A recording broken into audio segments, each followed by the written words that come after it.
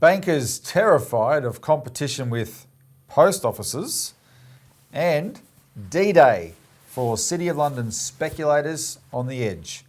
Coming up on this week's Citizens Report.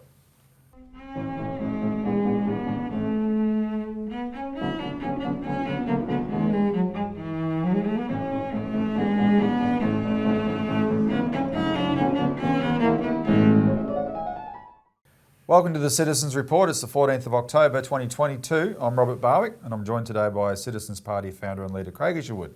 Welcome, Craig. Yeah, thanks, Robbie. And Craig,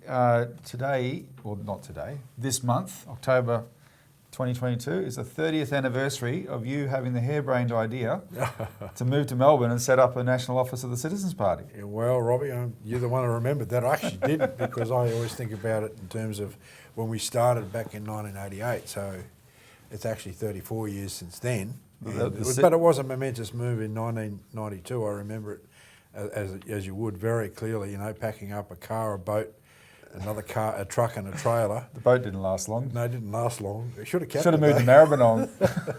Should have kept it though. But that was a mistake. It was a good boat, sailboat. Well, in that it's been an action-packed 30 years. January is my anniversary of being. I came a few months later in January, so it'll be 30 years for me then. Wow. But time flies. Time flies, but it gives us a perspective on a 30-year perspective on Australian politics, which is invaluable. Yep. Anyway, instead of indulging in our own anniversary, just take a smidgen at a time, Robbie. Smidgen at a time. Let's get into the show. What we're going to discuss today is the pathetic excuse that the banks have put up, Craig, about the postal bank, and it amounts to pulling their thumb out of their mouth and saying, we don't want to have to compete with a postal bank, with a government bank. The big tough banks don't want to have to compete, it's all about them. And we're going to talk about a fascinating contrast between the absolute chaos happening right now in the City of London financial system and how it's being overtaken by another place as the world's biggest banker for good reason. But we'll get to that in the second part of the show. Remember, what you do to comment on the show is very important. Please like the show, share it as widely as you can, subscribe if you're not already a subscriber, and click that bell icon to make sure you get notified of comments of new episodes, and comment. The commenting is very, very important. Get the conversation going below. In speaking of new episodes, before we begin, the last thing people can see before this show on Citizens, our channel, Citizens Report channel, is my Citizens Insight interview with David McBride. It's the longest interview I've ever done. We did it last Friday morning, sitting at this desk, over 2 hours, but David wanted to tell his story, and he does tell his story in depth. If you haven't watched it, put aside the time to watch it. I know it's 2 hours, there's no graphics, so listen to it in the car or whatever.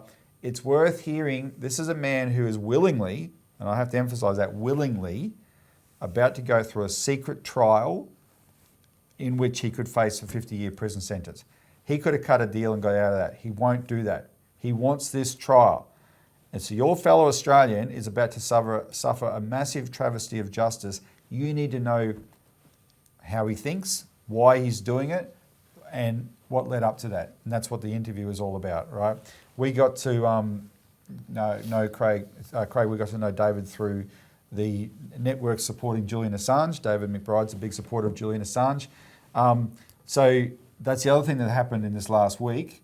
Last week, Elisa and I recorded the show a day earlier than usual on the Thursday. And on the Thursday night, you and I and Richard Barden, of course, went to the event, which was for David McBride's film Declassified, but Julian Assange's father was there. And that was one of the events we participated in last week. And we'll have some of the clips.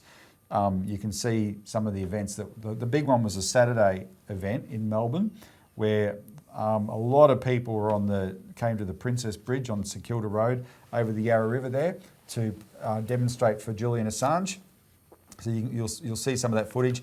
Might even pause here and play a clip on that.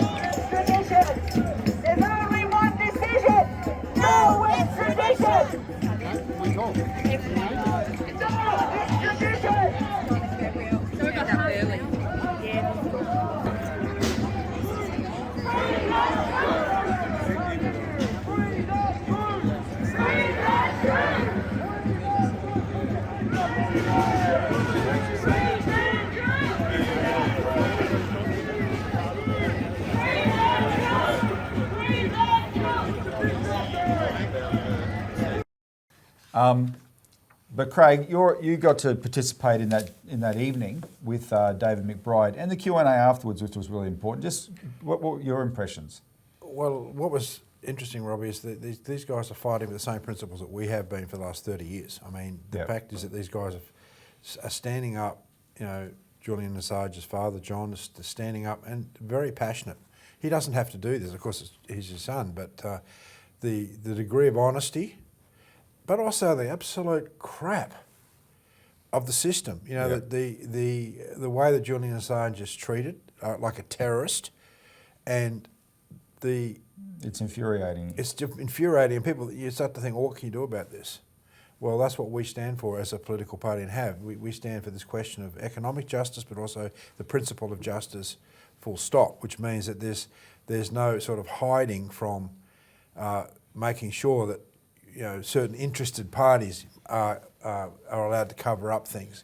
And Robbie, this brings me just to an introductory comment in our Australian Alert Service this week, you know, which people should call in and get a copy of. This is a very important article, International Calls to Stop Kiev's Killer List Makers.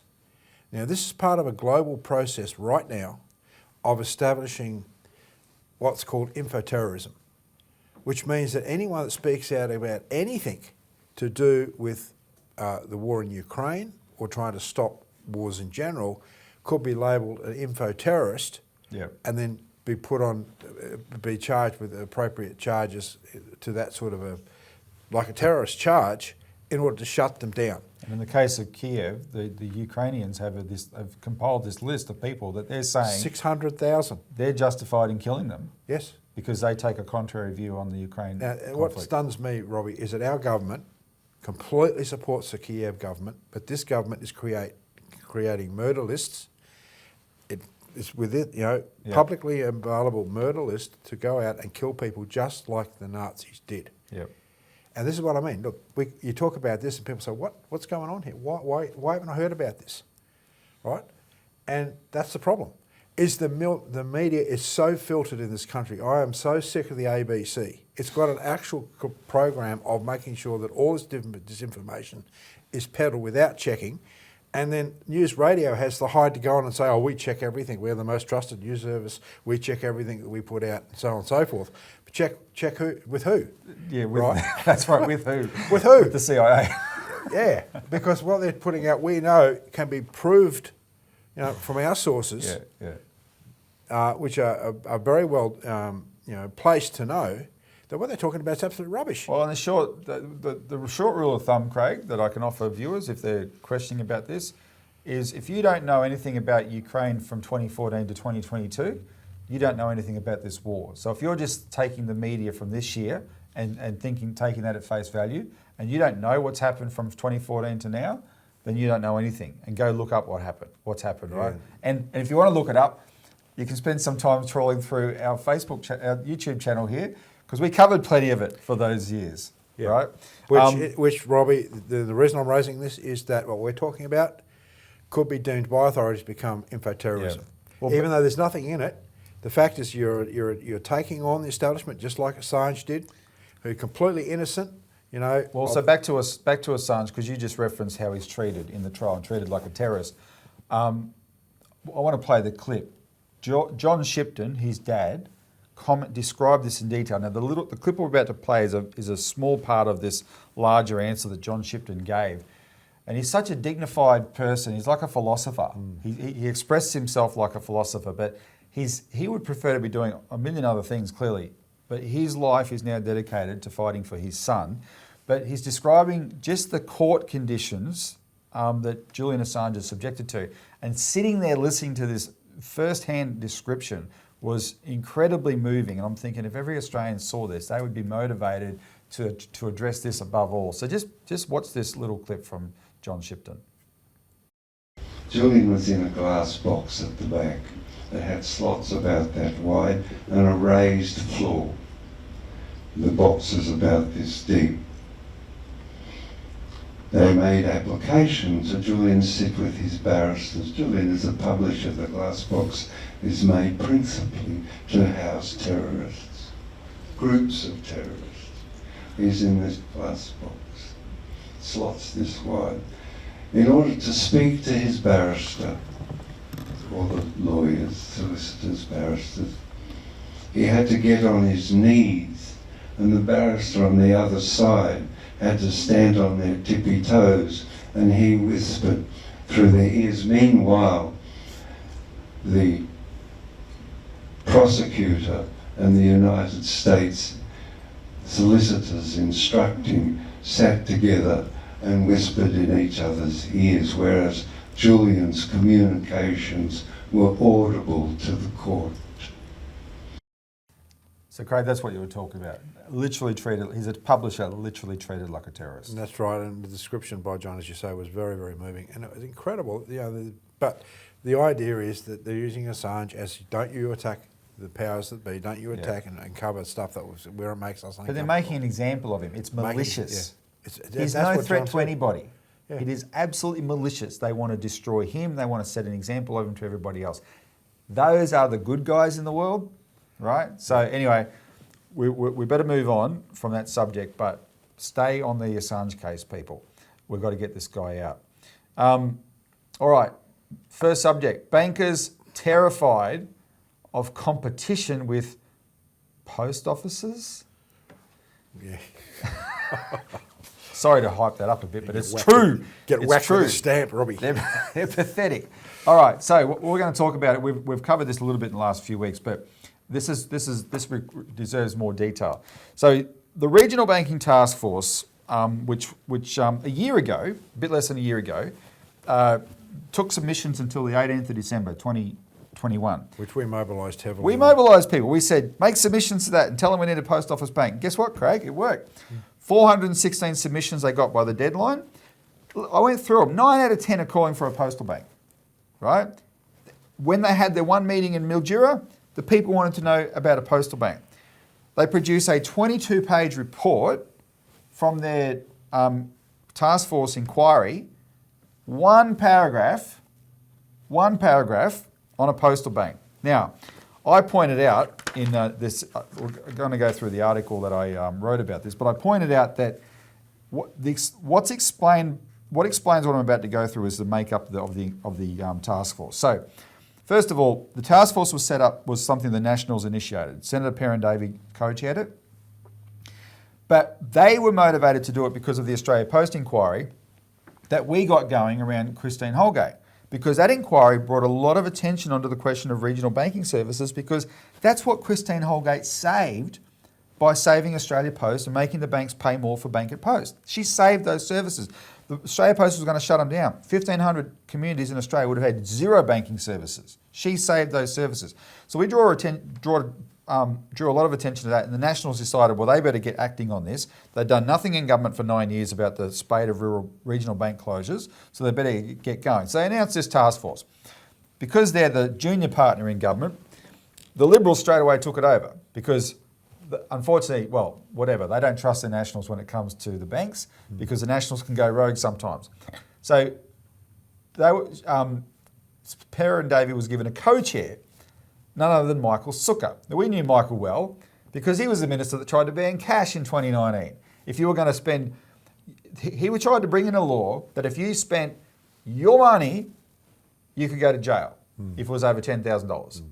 And of course, that we joined with a bunch of other people like John Adams and Martin North and got a lot of groups involved. We beat that cash ban. But why would Sukkar push that cash ban? It was for the banks. It's the banks that want to get rid of cash, right? And this is relevant to this issue because that's what happens when they close down branches and they rip out ATMs. They're trying to get people to move to digital. So those two are the chairs.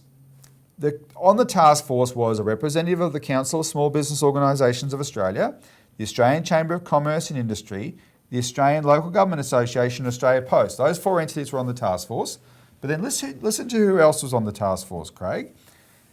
Each of the big four banks, CommBank, NAB, ANZ, Westpac, Bank of Queensland, Bendigo Bank, the Australian Banking Association, They've already got all the banks on there. So on top of that, the Australian Banking Association and the Customer-Owned Banking Association. Do you think it's a bit stacked, Robbie? Totally stacked by the banks. And that's why, despite having 9 out of 10 submissions calling for a postal bank, they only spent a paragraph on it. So we're going to go through that paragraph, people, because it speaks for itself. We're going to respond to everything they said. I'll read the paragraph first. A number of submissions to the task force suggested making Australia Post a bank. However, it is important to recognise that this would significantly duplicate the services already offered through Bank at Post. Such a service may also lead to other banks not renewing their Bank at Post arrangements with Australia Post, reducing consumer choice in rural areas. There are likely to be other issues around making Australia Post a bank. It would raise significant competitive neutrality concerns, brackets as the new bank would be government backed, and would require significant legislative change and capital investment. There are also likely to be strong tensions between operating in a commercially viable way and meeting social obligations. Importantly, this additional function could divert focus away from Australia Post's core function to deliver letters and parcels. That's the paragraph. And most people are reading that, Robbie, oh, gee, they're serious arguments. Well, I read it, I'm thinking, well, if they're their best arguments, we've got this one. It's not going to come down to the arguments, it's going to come down to how much power the banks have. But let's go through the arguments. Okay, the first one, a postal bank would significantly duplicate services already offered through Bank at Post. No, no, no. Why? A postal bank that we're proposing, Craig, is a new government bank. What's offered through Bank at Post at the moment is just your agency service for the existing banks, right? There's no competition to the existing banks. In fact, the banks use it as an excuse sometimes to shut down in an area. They say to their customers, oh, you can keep banking with us through Bank at Post. They do that in the cities too, Robbie. Exactly. Cronulla has only got one bank left. Yeah, one of the councillors of Cronulla jumped all over us when she heard about our proposal. Oh. Cronulla in the Sutherland Shire, ScoMo's electorate, one bank in the suburb. You can go Bank at Post though. That's what they tell them, right? So we're talking about an entirely new entity. It is an alternative. There's no duplication here. It is you being able to say, I want to move my money to that bank, right? It will give customers a real alternative to the private bank. And these are the private banks that they expect to be able to shut down their branches and keep these customers through Bank at Post. All right, the second argument. A postal bank, quote, may also lead to other banks not renewing their Bank at Post arrangements with Australia Post, reducing consumer choice in rural areas. Oh. Now, first of all, Craig, you've got to put this answer in the context of the whole report. This whole report justified why the banks are shutting down branches. They don't care if they're the ones reducing consumer choice in rural areas. Just don't let Australia Post become a bank itself and give them an alternative. But also, ANZ has already shown it's got no interest in Bank at Post. It refused to do the deal that Christine Holgate wanted it to do. So you can't bank, if you have an ANZ bank in Yorktown and they shut down, you don't have an alternative. When Christine Holgate was forced out, the first thing the banks did is screw down the amount of money they paid for Bank at Post because they're not committed to it. They could walk away from it any time. They don't have any long-term commitment to Australia Post and Bank at Post, right? This is why there must be an alternative. The ANZ Bank, Robbie, in Kingaroy, when I was up in Kingaroy back 30 years ago, yeah, we used to bank with the ANZ. They've shut their branch down in Kingaroy, which is a major regional centre. Exactly. And we heard from on the ground reports that it takes up to 3 weeks to get appointments with the other banks if you're talking about wanting to talk to a banker. Right? This is what's happening. The lack of services on the ground. Because sometimes you do want to go into a bank and talk to someone about something because you can't just put money into an ATM. But to do that, 3 weeks. And that's because these banking services are literally disappearing. It's shocking. And these are banking services. They're not just depositing money. If you don't know Kingaroy, go there or look it up on a map. It's a large centre. If large centres like this can't sustain, and it's not they can't sustain banks, we'll get to that in a minute. Anyway, So these banks aren't committed to bank at post anyway. That's why you want to have an alternative. If the alternative existed, if banks knew, hey, there's a new player in town, it's a dedicated postal bank, so that if I pull out, I can't assume people are going to keep banking with me through bank at post. They might be so upset at me pulling out of the town, they will move their accounts to this other bank that has been solely set up to make sure bank branches stay open all around Australia, right? This through the post office. And the idea that there'll be a stampede into an Australia Post bank, and they know it. Oh, exactly. And of course that's what happened in New Zealand, Kiwi yeah. Bank. Yeah. Kiwi Bank started, the first thing the private banks did was announce a moratorium on bank branch closures. Because the last thing that they lost a stack of customers to Kiwi Bank. They tried to stem that by keeping their branches open, right? So these are all false arguments. Third, the postal bank would, quote, raise significant competitive neutrality concerns, brackets, as the new bank would be government backed. And this is the big one, Craig. As we said in this article, there's the rub, as Hamlet says in Shakespeare. The private banks do not want to have to compete with a public bank. They regard such competition as unfair on them. Poor things. Go look at their profits, go look at their behaviour, go look at their record, go look at their fees, go look at everything that they do, and you tell me if you feel sorry for these poor things who regard competition with a public bank as unfair competition. That is the reason to have a public bank. And by the way, we had, in terms of the Australian banking system as a whole, once upon a time competition was the norm. Competition with the public bank was the norm. For 84 years, the private banks of Australia had to compete with a public bank called the Commonwealth Bank. And they did fine, thank you very much, right? But you know what they didn't do? They didn't have license for the whole-scale exploitation of their customers because they knew that they had to compete with a public bank on service. The public bank set the standards for how you treat customers, right? That's what they didn't do. Once that was gone, and they haven't had, in the 25 years since the Commonwealth Bank was privatised, price gouging, fat margins on interest payments, predatory exploitation of customers, which led to the practices of the Royal Commission, etc. They've had carte blanche to do all of that, right? And shutting down branches. So no wonder they don't want to compete. But Craig, someone else gave me a great other argument about this, which is that those of you who were around in the 80s and before and heard all the arguments about why we had to privatise everything, the argument was the private sector is always much more efficient than the public sector. They can do it better. You know that argument? Yeah, I do. Therefore, if that's true, what do the banks have to be afraid about having to compete with a public bank? By their own neoliberal philosophy, they're superior anyway. Yeah. They should be able to kick its butt all around Australia, right? Show us private banks. But what they want to do instead is whinge to the government and say, we shouldn't, no, don't make us compete, right? These are fraudulent arguments. And just to wrap this up, the three other arguments, quote, the postal bank would require significant legislative change and capital investment. Well, it would require some, but nowhere near as much as they think. Why? Because it's using the post offices, the biggest branch network in Australia. 4,500 branches are already there, right? This massive expense is already taken care of. 5, there's likely to be, quote, strong tensions between operating commercially and social obligations.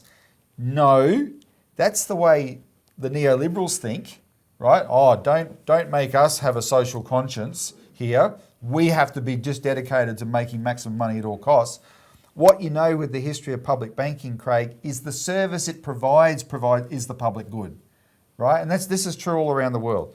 And last, 6, it would divert focus away from Australia Post's core function to deliver letters and parcels. And this is the most ridiculous argument of all. It's the postal bank that's going to save Australia Post's core function. Because the reason Christine Holgate decided to support a postal bank, she went around the world and she saw that the post offices that were faring the best in terms of their core function were the ones that had combined postal services with banking services so that the extra revenue from the banking services would support the provision of the postal services, and the infrastructure of the postal service would support the provision of the banking service. It's true in France, it's true in Switzerland, it's true in India, it's true in Japan, it's true in China. It will be true in Australia as well. This is how you save Australia Post. This is how you can get Australia Post back up to much more, the investment it needs to deliver letters properly, etc. Right? This is the long-term solution for postal services. So what you've got here is a paragraph written by bankers for bankers, and it's a pile of rubbish. All I would say, my last comment, Craig, before getting your comment, is the fact that they only did spend a paragraph on it when this is what dominated the submissions and dominated the meetings, etc., tells you or gives you an insight into their minds. They're actually quite worried about this. Oh, yeah, right. Look, as you're talking, Robbie, I was just reflecting on my experience with another big Australian company called Telstra, right? Because, we dumped them because we got so sick of having to ring up and getting someone in the Philippines. This is a huge industry, outsourcing to the Philippines, now it's in other places like India and so forth. But this whole corporate company set up to try and get people to go back to the Philippines, because what happened was, during the pandemic and before, you could not get any results or any service from Telstra whatsoever because they'd outsourced everything for a profit motive. Now, they must have lost enormous number of customers. We were one of them. Yeah. Because we said, stuff this. What's happened now is they've had to come back to the actual service model where they're servicing the community. They've shut down their call centres in the Philippines now, and they've brought everyone back. You can talk to an Australian here in Australia, right? Might be working from home from time to time, but it doesn't matter. You actually get to talk to an Aussie about an Australian service. And I find that there's, from my experience in running this operation here, those companies that have put a premium on service, Australian service, have gone ahead in leaps and bounds. And I won't say who they are because we don't necessarily need I want to give one a plug. Who's that? Rex Airlines. Ah, yes. If you get a chance to fly Rex Airlines, do it. That's all they have to compete on is service. Yeah. That's their only advantage, but they do it well. Yeah, and I think... we get no money for this. Someone gave me a tip. I've done it. And look, it's kicking Qantas's butt. But wherever, this is from 30 years of being here in Melbourne, 30 years of running this operation. We're not small. Wherever companies give good service, right? Yeah. That you don't want to leave them for a start because you're getting good service. It might cost a little bit more, but not usually much. But the fact is that you can run your operation hassle-free. When you're dealing with these big corporates and you're dealing with the banks, they're not interested in that service level. They're only interested in profits. And what happens is eventually the crunch time will come. That's coming with the banks now. The Australia Post is going to get up. It's going to be the solution, the Australia Post Bank, because this fills a massive void in the Australian banking situation, and people are so tired of dealing with it is a predatory system. Yeah, it's a neoliberal predatory system that says private profit comes first, the public good comes second. And you have to, when you were referring to the Commonwealth Bank, it was always established for the public good and not private profit. And unfortunately, back in the 90s and the 80s, I don't think people fully understood what it meant to lose that public institution from the point of view of how it actually was serving them. And we did the statistics a few years ago, but before it was privatised, the profits of the Commonwealth and the other three big banks were always large, but they were moderate. As soon as it was privatised, the profits of all of them jumped into the billions. And then 1 billion, 2 billion, 4 billion, 8 billion, right? They're now closing in on $10 billion. And for the Commonwealth Bank itself, in the 20 years, it was privatised it was sold for $7 billion. In the 20 years after its sale, its combined profit was $100 billion. Now, if it had stayed public, it would not have earned $100 billion because that $100 billion is the amount of money it's extracting from the community through gouging people. Yeah. It wouldn't have been doing that, and it would have been forcing, the banks would have been investing in the branches, investing in the jobs, investing in the service in order to, they were still profitable, but in order to serve the community, which is what they're supposed to do, right? And we are going to bring this system back because otherwise it's completely dysfunctional. And that takes us to the next part. Just go through this briefly. There's another section here on the banking system we want to update people on. Last week we talked about the Adams report, Craig, about ASIC, the regulator, who is weak and ineffective, and the banks love it. And in fact, I checked this out. I knew the banks loved ASIC. There was a massive inquiry into ASIC in 2014, and it had hundreds and hundreds of submissions. And since I've been involved in parliamentary inquiries on financial matters, the Australian Banking Association makes a submission to every single one of these things, right? They're the big voice in the area.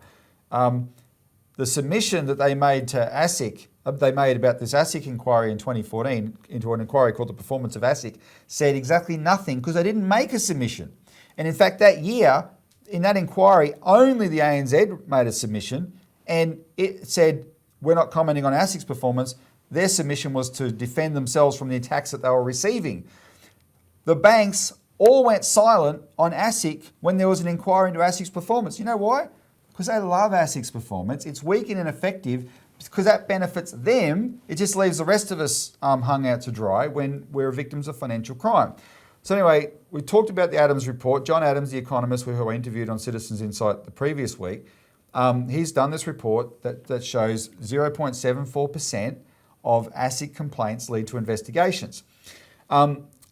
Denise Brayley, who we've worked with on the Sterling inquiry and bank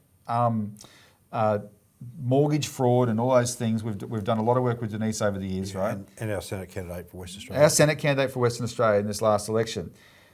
Denise, back in 2007, to show you that this is a systemic problem, back in 2007, Denise Brayley gave an interview on 2UE radio in Sydney. And I just want to read you what she said in that interview, because she essentially raised the same thing that John has raised 15 years later. The interviewer, Glenn, said, Denise has been keeping a close eye on what has been going on. ASIC claim they have a pretty good success rate when it comes to prosecuting people who do the wrong thing. What do you say about that, Denise? Denise said, just sticking to the facts here, Glenn, all we have to go on are the ASIC annual reports tabled in federal parliament. ASIC claimed 95% of cases investigated were successful, giving you the impression that ASIC has a fairly solid report card. However, the latest figures are 12,500 complaints against financial services and products per year, which is a blowout from 6,000 complaints recorded 6 years ago. The 95% they are referring to are the actual 18 cases taken to court whereby 17 persons were jailed. We're talking about a situation whereby only a small number of prosecutions take place involving criminal charges. This was grand theft of millions of dollars of retirement monies. You currently have 30 people per annum being charged, of which 18 attend court and 17 are jailed, to form the 95% ASIC success rate in terms of prosecutions. If ASIC takes criminal action, that represents only 0.2% of the complaints. 0.2% was the number she identified of complaints lead to prosecution. 15 years later, John Adams does a report that says, hang on, forget the prosecutions, only 0.74% are even investigated, right? I mean, this is, and the interviewer said to Denise, so using a classic Australian line, that's bugger all. Well, no, exactly. Anyway, so this week, quick update, the House Economics Committee had a hearing and ASIC appeared before the hearing. And so John Adams' report was raised by the new Labor member for Hasluck, Tanya Lawrence. We'll just play the clip and the response to her raising it from Warren Day, the man who was in charge of day-to-day operations at ASIC. Thank you, and I appreciate the detailed response because I know that you're receiving a lot of public criticism in the self-named John Adams review. There's one, and not so long ago with the Grey Wolf, where Stuart Roberts came out and said, in fact, he felt that the matter should have been investigated. So I do appreciate the detailed response and appreciate the 10,000 claims that you opened with. It's not an easy task. Also, I think, so it was your question was the idea of a review. Do we go back and reconsider? I don't think your question's asking, do we reconsider our position? There are times when we do. But it's also about what are the lessons learned, if you like, from our handling of it, and will we go back? And that does happen from time to time, certainly on some of the more high-profile things. So I think you can safely say that in relation to Sterling, there's things about, are there things that would have been identified earlier that we could look at and things like that. I could name a number of other matters over the last 10, 15 years that I've been involved in this type of space where that's happened as well. What that does mean that we'll also take into account the sort of piece of information we get from the public, and they're not all tip-offs of the highest order. A lot of the times they're just people who just want help because they don't know who to speak to and they don't know how to what should they do. They just need help. So a perfect example happens in financial advice all the time. People say, I think I've got really bad advice, what do I do? And generally in those matters, and that makes up a big volume of what comes to us, we send them to the Australian Financial Complaints Authority, the Ombudsman scheme, because that's where it should go. So this is why these analyses that quite frankly are very simplistic about the reports we get are really, slightly misdirected, if not misconceived, because there's a whole lot of things going on in that the sets of contacts we get from the general public. All right. Now, one of the things you heard, so there's a few, I just want to point out a few things there. One is Warren Day mentioned Sterling, right? Because that's on everyone's mind. This was a glaring case of ASIC not doing its job properly, right? The fact he mentioned it shows you it's in their conscience, which is good. They're trying to avoid all responsibility for it. We have to hold them responsible. The other thing was, I had to point this out. He uses, he dismissed John's report as simplistic, right? Oh yeah, really? Will you explain why it's simplistic, Warren Day? That's why there's got to be an inquiry to get these people to really explain themselves. But then he tried to deflect by saying, oh look, in some of these cases, these are people that we refer to AFCA, the Australian Financial Complaints Authority, because that's more relevant. Well, we did a report on AFCA earlier this year, Craig. Melissa Harrison wrote it for the Australian Alert Service. It was an excellent article she wrote. It's on our website. You can look it up. She showed that if you get a complaint at AFCA, it's just as bad as getting a complaint at ASIC, right? So AFCA has this procedure whereby, the 2020-2021 annual review reports that AFCA resolved 73,000 complaints last year. How do they do it? Well, half of them they dismiss straight away. So straight away they just say, these half we're not interested in. Bang, gone, right? Of the ones they don't dismiss, then you've got to go through this process of hoops. Only a small percent of those. So of the ones that don't get summarily dismissed, this is what Melissa wrote. If a dispute is not resolved in AFCA's first stage, it progresses to case management, which includes informal mediation processes such as negotiation and conciliation. If the complaint remains unresolved, it progresses to AFCA's final decision stage.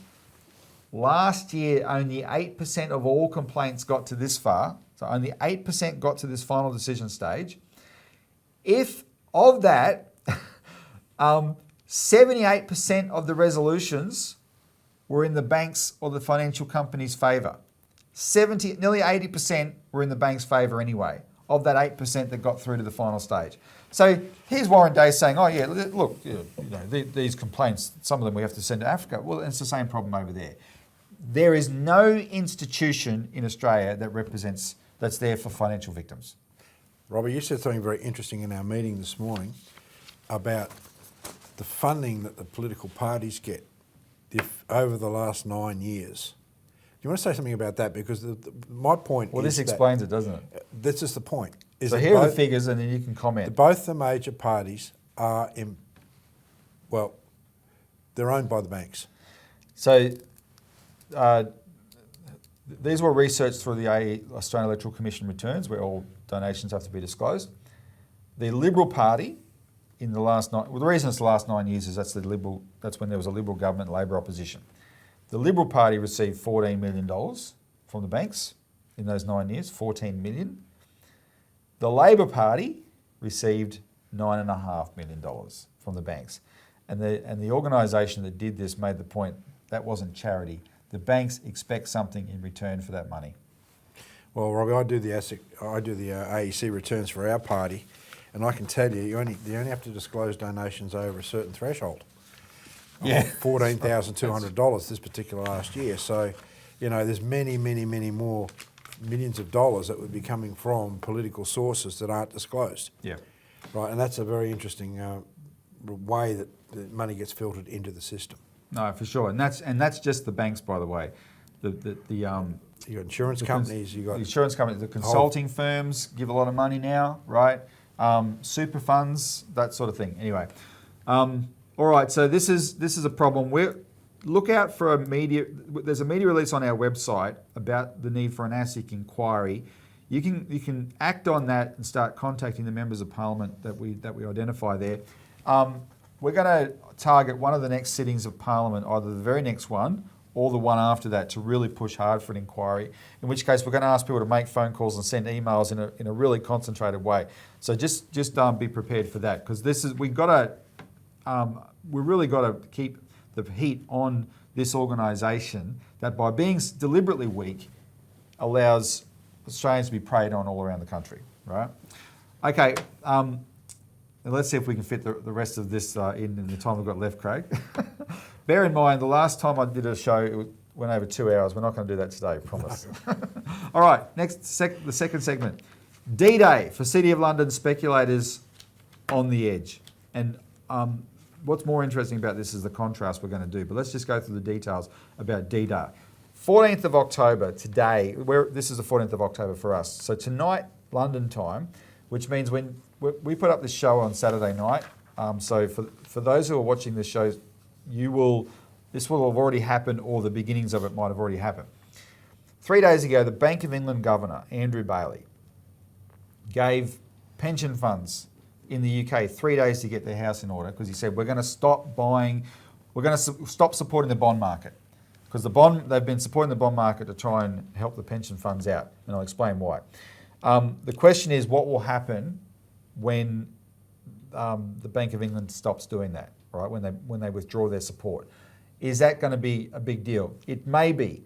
On the surface, it's the opposite. On the surface, it's the governor of the Bank of England saying, everything's fine now. You don't need our support, right? But in saying that, in thinking that, he's making certain assumptions about the financial system, and those assumptions are capable of being badly wrong, right? Because the reason we have financial crises in history is when otherwise well-educated, smart people who know the financial system make a massive miscalculation and everything blows up. And the example I want to cite is Lehman Brothers in 2008. Because one of the things that happened with Lehman Brothers is the American government had bailed out Bear Stearns, had bailed out Fannie Mae, had bailed out Freddie Mac, and then Lehman Brothers hits the skids in September. And they had a big discussion at the New York Fed and all this kind of stuff. But ultimately, there was this political embarrassment of the banks in the free market of America, where everyone's supposed to lift themselves up by their own bootstraps, the banks being bailed out, right? And the pressure was on, we can't keep bailing these banks out. And they decided to let Lehman Brothers go. And within half a millisecond, they would have regretted it, because it literally blew up the world financial system, right? They had not taken into account that Lehman Brothers was itself the trigger for a much bigger pile of kindling called derivatives, right? And that's what's interesting about this Bank of England story. So, and the British pension fund story. Here's the elements of this. So first of all, you've had the 2022 phenomenon of inflation, right? Brought about by years and years of quantitative easy money printing, and then the supply chain crises, and then the energy crisis on the back of the Ukraine conflict. What did the central banks do? Raise interest rates dramatically, and this is having but that's their formula. Got to raise interest rates. Liz Truss gets elected as British Prime Minister, and she's a crazy Thatcherite who goes by some neoliberal handbook, and she decides that what she's going to do is bring back trickle economics on steroids, and so she announced these massive tax cuts. But by announcing massive tax cuts, by definition, she was doing two things. She was going to be fueling the inflation that the central bank's trying to control, but also it would require the British government to go into more debt, right? That's what the tax cuts would do, because if they've still got to spend the money. If you're cutting taxes, you've got to borrow more debt. So the bond market tanked, and the reason the bond market tanked is because You've got all these British government bonds, Craig, that are at 0.1% interest. But under the rising interest rates, the British government's now forced to issue bonds of 2%, 5% interest, right? And the bond market wants those, not the 0.1% interest ones, right? So the bond market starts tanking. This is where the pension funds come in, because Britain has a massive block of pension funds, 1.4 trillion pounds of pension funds. Their pension system is defined benefit, which Australia used to have before Keating brought in superannuation. And defined benefit, what we have now is called defined contribution here. Everyone knows what you pay in, you don't know what you get out. That's it. You're at the mercy of the market. In the UK, what you get out is guaranteed to you, right? You're told you get a 5% return. These pension funds have to come up with that guaranteed return. Now, what happens in normal times is if you've promised your customers 5% return, you just take their money, invest in something that earns 5% fixed interest, like a government bond. But you haven't been able to find government bonds with 5% in fixed interest for years and years and years. They've been 0.1% fixed interest, right? So this has been a problem. And what they did is they turned to a form of derivative called liability-driven investments, where to make up the difference, they use all sorts of strategies, including leverage and swaps. And the thing with this, they'd go to the investment banks and buy these swaps, these derivatives from the investment banks, right? And on paper, it's a guarantee. The investment bank is saying the mechanism of this derivative will deliver the guaranteed return you want, and it's therefore also insurance against fluctuations in the bond market. Now, once the bond market started tanking, though, on the back of the Liz Truss spooking them, nobody expected it to tank this badly. Nobody expected the British pound to take this badly. Just money started fleeing the United Kingdom. So suddenly, another hallmark of the derivatives came in. When you buy derivatives like this, the derivatives are structured such that if the risk changes, you have to put up more collateral. So this is the effect of a margin call by investment banks on the pension funds. It's in the contract of the derivative. They've got to put up more collateral. Where are they going to get them from? Most of the things pension funds are supposed to invest in have to be fairly safe. Flogging off their bonds. Flogging off everything, right? This was a fire sale in the UK, absolutely flogging it off. And that's why the markets over there have been absolute haywire, the pound, everything you saw. Now, it has stabilised in recent couple of weeks. Why? Because the Bank of England intervened in the bond market. And it's very, very unusual for central banks to directly buy government bonds, but they had to intervene in the bond market and they were able to stabilise it, right? And so now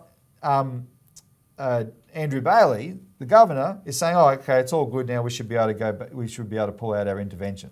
We should be able to stop doing this. Well, maybe it's true, but maybe it's not. Because when there's all this leverage and all these derivatives on these pension funds are exposed to, and there's so much money. You know, Lehman Brothers was a $25 billion collapse, Craig. That triggered, $200 billion in AIG, and that triggered trillions of dollars in derivatives worldwide. You're talking about pension funds that have 1.4 trillion pounds at stake, right? And the investment banks that are attached to that. So this is nerve-wracking. We're raising it today. You by the time you're watching this, you may know some of the outcome, but you also may not know the knock-on effects that have actually happened, right? And even looking at this subject reminded me of, as I said yesterday, 2000. In the lead up to 2008, and then 2008, when we're all looking up definitions like what are collateralized debt obligations, etc. Right? We're back in that ballpark. But Craig, that brings us to the contrast, because the City of London used to be it still is the biggest financial centre in the world. It used to be the banker of the world. It's no longer the banker of the world. We are running out of time, but I want to go through these figures because they're worth going through. The real banker of the world now is China. China is the biggest lender in the world. And the majority of the world want to bank with China, because all the City of London now is just speculation. Like I've just described to you a casino going chaotic, right? What happens when you bank with China? Well, look at its enemies first. So there's an article in this week's alert service by Elisa Barwick, right? Rewriting the rules of international finance, step 1. So there's a lot of attacks coming on China. In the Week magazine on the 21st of September, commented, lending is at the forefront of the emerging game of power politics between the West and China that looks set to define the 21st century.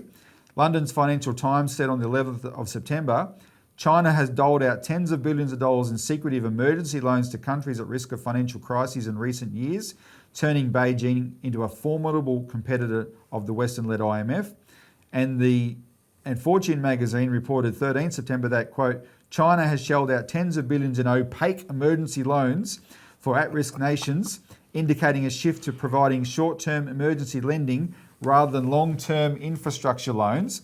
But let's talk about the infrastructure loans though, because that's its bread and butter. It just means that countries are turning to China for everything now. So there's an organisation called Aid Data, which is a research lab at the William and Mary's Global Research Institute in the US. It's just published, in May it published Banking on Beijing, the Aims and Impacts of China's Overseas Development Program. And these are the highlights from the article. It said, in the 20th century, China mainly provided aid, but it now lends to bankroll big-ticket infrastructure projects. This creates new opportunities for developing countries to achieve rapid socio-economic gains.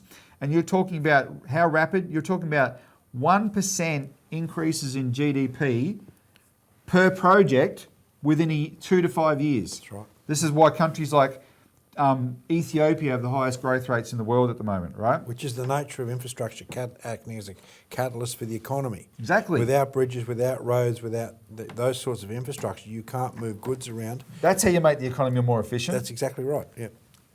But Everything cheaper power supplies. Yep, yeah, exactly. They complain. This report actually does. It rubbishes the notion that Beijing is a villain, which is very interesting that it does that. Even though it complains about some of its methods, such as Beijing just deals with the governments of the countries, i.e. the politicians in charge of those countries. It doesn't go through the bureaucrats and the bankers in those countries, right? In the first 2 decades of this century, quote, Beijing became the world's largest official creditor with annual lending volumes that exceed those of the World Bank, the IMF and all Paris Club creditors combined. Since it launched the Belt and Road Initiative, Beijing has outspent Washington on a more than 2-to-1 basis, Brussels on a more than 4-to-1 basis and London on a more than 8-to-1 basis. It has accomplished this extraordinary feat by building a war chest of foreign exchange reserves worth more than $3 trillion and positioning itself as the developing world's go-to banker for big-ticket infrastructure items. One of the things that China doesn't do, like the IMF, and the reason these countries don't just go to it for the loans, but now they're going to it for emergency loans, China doesn't impose conditions on those loans. Now, I've said this before, Robbie, on this program. You know, I remember back in the 70s and the 80s when we used to talk about bankers' arithmetic. Yeah. Right, which is the way the IMF would keep many countries under their control.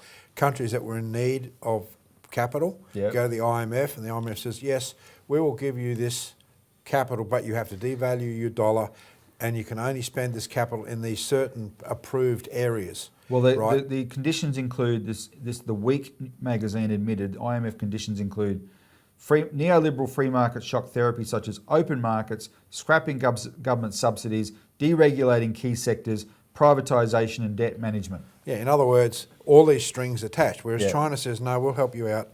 Here is the money to build the infrastructure. We will help you to do that. So there's none of those what they call IMF conditionalities. And these are a big deal during the 70s and 80s because they caused enormous misery in many of the African countries. Even into the more recent times. In 98, when Indonesia had to go to the IMF during the Asia crisis, well, the IMF, the first thing it demanded, you got to lift your subsidy on oil, right? Even though it's a country swimming in oil, and it brought down the government. But see, this is again, Robbie, an example, on the microcosm, you could say, of what it means for us to have Australia Postal Bank.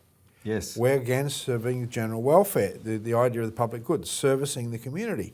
What China is doing through this policy on the large situation is servicing entire countries. It's saying you don't have to put up with this corruption and bankers' dictatorship. Yeah.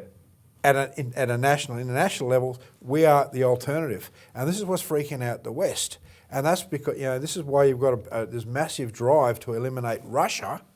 And we've said more about this in the past. John Lander has made comments on his programs to this effect too. The reason we have a war in Ukraine, which is a proxy war for NATO, is to eliminate Russia, to get rid of Russia, to eliminate Russia's economic Break it up. power within the world and also its collaborative power with countries like China, because the intention by the West is to have a war with China within 10 years, of which Australia will become a proxy. Because the West is not thinking in terms of what is in the interest of Australian citizens. No. They Just think, like the banks don't look at the interests of the Australian citizens when it comes down to banking at the local towns. but Craig, isn't that the common denominator? It's the banks that run Australia, and it's the banks that run American politics and British politics. It's all run by the banks, right? They have, and what's the other contrast with China? Everything that I've just gone through that China's lending for is 100% real. There is no speculation in there. There is no derivatives. They're not lending for derivatives. And they'll only deal with actually elected governments. They won't deal with technocrats and public servants. They will deal with elected governments, which is Yes. interesting. So, look, the contrast is extraordinary, and the final point is that literally the majority of the world is wanting to do business with China now, right? The Anglo-Americans have, and the City of London and Wall Street, which run the Anglo-Americans, that we're it's connected to by an umbilical cord, have sealed their own fate. The only question is, are they going to spark a world war to bring us all down with them, or can we get people of goodwill and common sense in those countries to start realising, well, we better fix our countries up, fix our economies up, and the best way to do it is copy what the Chinese did, because ultimately the Chinese copied their success originally. And Robbie, I found it very interesting that in the last UN General Assembly, there were many, many, many nations calling for a solution to the Ukraine issue. Yep. Many nations, but we never hear about that aspect of the UN's work. It's always attacking Russia or so forth. Yeah, so the moral of that story is don't believe anything in the mainstream media. Watch the Citizens Report. Absolutely. All right, thanks for tuning in for the Citizens Report. Stay tuned for more on the ASIC front, because we will keep the pressure on there, and the Postal Bank campaign.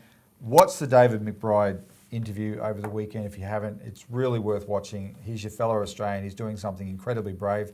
And Craig, thanks for joining us. Yeah, thanks, Robbie. Happy 30th anniversary Citizens Party head office in Melbourne. And thanks to the viewer for tuning in. Tune in next week for more.